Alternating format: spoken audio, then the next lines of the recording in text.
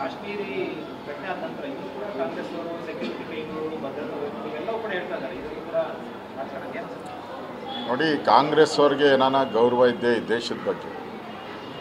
Security ಕೊಡುವಂಥದ್ದು ದೇಶದ military ವ್ಯವಸ್ಥೆ, ದೇಶದ ಸೈನಿಕರು, ನಮ್ಮ ಗಡಿಯನ್ನು ಕಾಯ್ತಾ ಇರುವಂಥ ಸೈನಿಕರು, ನಮ್ಮ ಪ್ರಾಣ ರಕ್ಷಣೆ ಮಾಡ್ತಾ ಇರುವಂಥ ಸೈನಿಕರು, ಅವ್ರ ಬಗ್ಗೆನೇ ಅನುಮಾನ ವ್ಯಕ್ತ ಮಾಡಿದ್ರೆ ನೀವು ಯಾರ ಬಗ್ಗೆ ಒಳ್ಳೆ ನಂಬಿಕೆ ಇಟ್ಕೊಂಡಿದ್ದೀರ? ಹಂಗಾರೆ ಈ ದೇಶದಲ್ಲಿ ನಾವು ಸೈನಿಕರೇ ಪರಮೋಚ್ಚ ಅಂತ ಹೇಳುವಂಥವ್ರು, ಯೋಧರೇ ಪರಮೋಚ್ಚ ಅಂತ ನಾವು ಹೇಳುವಂಥವ್ರು.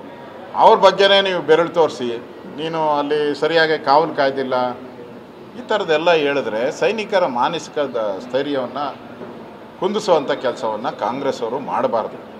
ಇಡೀ ದೇಶ ಒಟ್ಟಾಗಿ ಈ ಘಟನೆಯನ್ನು ಖಂಡಿಸಬೇಕು ಮತ್ತು ಇದರ ಪಾಕಿಸ್ತಾನದ ವಿರುದ್ಧದ ಹೋರಾಟದಲ್ಲಿ ಎಲ್ಲರೂ ಕೂಡ ಭಾಗಿಯಾಗಬೇಕು.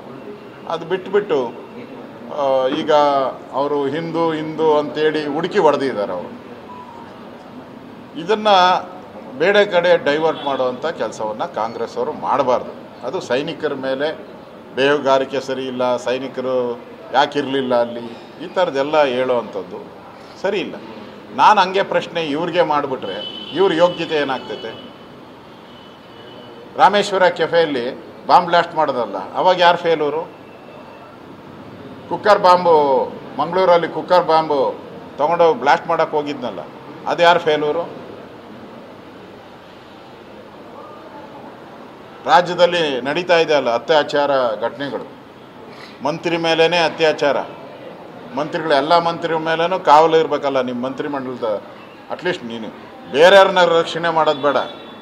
ಸಿದ್ದರಾಮಯ್ಯನವರು ಅವ್ರ ಮಂತ್ರಿಗಳನ್ನೂ ರಕ್ಷಣೆ ಮಾಡೋಕ್ಕಾಗಲಿಲ್ಲ, ಅವ್ರ ಮೇಲೆ ಸರಿಯಾಗಿ ಕಾವಲು ಕಾಯೋಕ್ಕಾಗಿಲ್ಲ.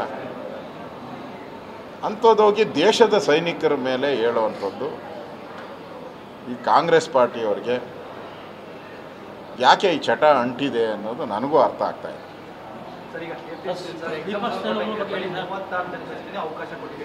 ಬಂದಿದ್ದಾರೆ, ಅವರೆಲ್ಲರೂ ಕೂಡ ಬಂದಿದ್ದಾರೆ.